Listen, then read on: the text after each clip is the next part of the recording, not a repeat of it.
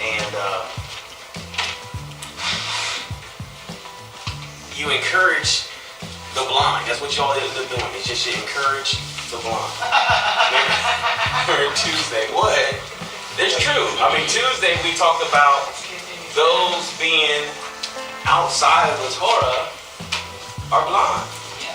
Right? So you encourage the blind. That's all you do. You encourage them. You encourage the blind in their blindness. They remain blind, and all you end up doing is having this repetitive cycle of prayer lines, and you're just encouraging the blind. At no point are we trying to open up their eyes and pull them out of darkness. Did Yeshua teach answers, or did Yeshua teach knowledge? Knowledge. To you it has been given to know, yada, the mystery of the kingdom, the Malchut HaShemayim, alright, Elohim, right? But to those who are outside, all things come in parables, so that seeing they may see and not perceive, hearing they may hear and not understand, lest they should turn and their sins be forgiven them. Now I always thought, man, well that's not fair, Yeshua. You're deceiving them. That's not fair. I mean, just give it to everybody plain. You know, don't sit there and mix it up. But there's some principles here that we gotta make sure that we look at. Some major principles here. And this is where we go wrong, Mr. Art, to answer your question. We go to our brothers, and the one thing we do is we spill our seed. I know this, I know that, I know this, I know that, I know this, I know that, and you just basically spill your seed. Alright? Now Yeshua's technique, I like to phrase it as allowing them to come to the knowledge, not by answers, but by revelation. I need you to get this thing by your spirit. I need you to get this thing by conviction. I don't need you to get this thing because I convince you that it's right. And that's what we usually do. We go and try to convince people that it's right, and we actually should be convicting them or allowing the Ruach HaKodesh change them from the inside out, and they come to the revelation on their own. And so what you do is you knock on the door of their heart, you give them a seed, you give them a little something just to make them get their mouth water, just enough to make their mouth wet, but you have to pull away. You cannot give them the answers. That is not it. You have to come through the doorway of knowledge. Because I am convicted by what you said, I want to know more.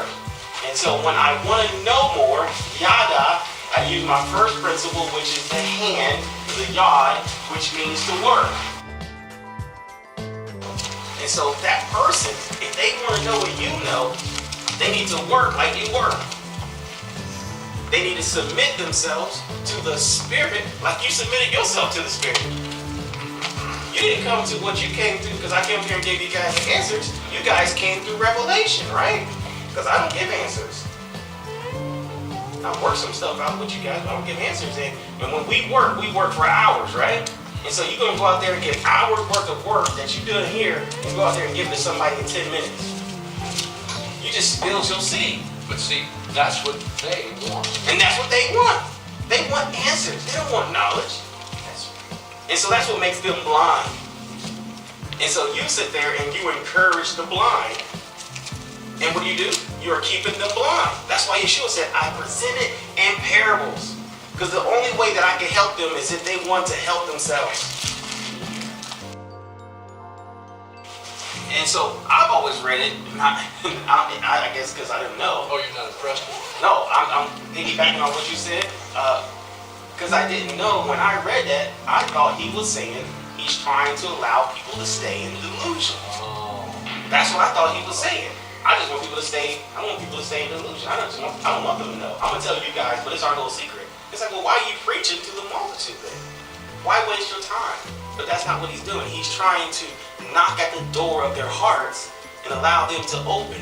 I'll give you an invitation, but I'll allow you to open. And he even said himself, if they don't take it, shake the dust off your feet and move on. You see? And so we end up spending, and here's the worst thing, we spend time. We were talking Tuesday, like, if the enemy can take your time, I'm witnessing, I'm trying to save souls. You're burning time. because the ones who actually want it, you're not getting to them. And so it's a game of numbers. I gotta talk to 1,000 people to get one. I gotta talk to 1,000,000 people to get 100. But if I'm only talking to the same 3 people, I'm wasting my time. Alright, so now I worked hard. I opened up the door that someone was knocking at, that Yeshua was knocking at. I opened the door, I walked in the door, and now I see things that I never seen before because I once was blind, but now I see.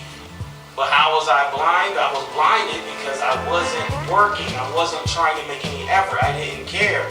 I had a hardened heart. And so, when we turn to encouragement, it becomes a positive mental attitude. Ain't that right, man?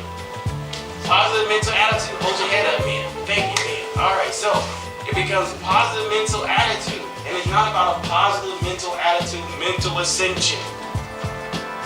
It's about a contrite heart. So this is the comparison. Unripe means you're not ready, you're blind. Undone means I have a contrite heart. So are you unripe or are you undone? When you are undone, you have a contrite heart, you're able to see. When you're unripe, you're not ready, you're blind. What that say about you, brother? We can't do that. And that's a great example. You sit there and take something that is precious, and people have no desire for what is precious, and you give it to them. Now, what does that sound like? Does that sound like a righteous person, someone walking in wisdom, or that sound like a fool? It sounds like a fool. That's like taking your virginity and giving it to everybody on the block. You don't do that. Right? This is special and priceless. They have to work to get it. Let's go to Isaiah 6. And so, we don't need to be encouraged. We need to be undone. We're going to read the whole chapter. So, we're going to go ahead and rock it. I was talking to my sister. She said, I went to this congregation, man, and there was homosexuals up in the praise and worship, and homosexuals in the choir, and there was gays all over the place. And she said, and they're offering a profane fire unto God. I said, no, they're not. I said, they're offering a holy fire unto their Father. She said, what are you talking about? I said, yeah, the devil. You know? Yeah, don't be shocked if you go into a synagogue of Satan and then see them worshiping Satan. That's right. Oops. Yeah. I can't believe. Well, I guess that does put it in perspective. Yeah, it does. Because you went into the house, a whorehouse, and you expected to see righteous women. Yeah. You're a fool. I said the profane fire will be the person who got up and actually taught the gospel. They'd be like, shut up. We don't want to hear that. We'll do anything. Just give me the answer, but don't call me to work. Don't tell me I have to shut down the TV. Don't tell me I have to break myself. Don't tell me I have to cast some people out of my life. He said, you throw the first stone. He said, if anybody causes you to defect in your life, you throw the first stone. You the one who cut them off. I can't ask Mr. Patterson to be my Holy Spirit and say, can you come over to my house and cut my children and cut my wife off for me? No, it said, you throw the first stone. You can sit there and spit this teaching, spit this understanding to somebody while they're sitting in the congregation because they're so worried about what the pastor's going to say, what their family going to say, what the church is going to say, and what that person's going to say. They will sit there and stay in their blindness and their ignorance even though they believe. So you tell me, if believing is enough to get into Mount Shemayim, then why are these people getting in there? Well, they love their praise. You can't serve two masters. You either fear Elohim, fear, serve, worship Elohim. But they said, no, we'd rather fear, worship, and serve church, pastor, and the synagogue of Satan, and the people. And this ain't a church bashing session. We're gonna get into ourselves. But I'm trying to encourage you not to encourage the blind. They have to choose to either be undone or be unright.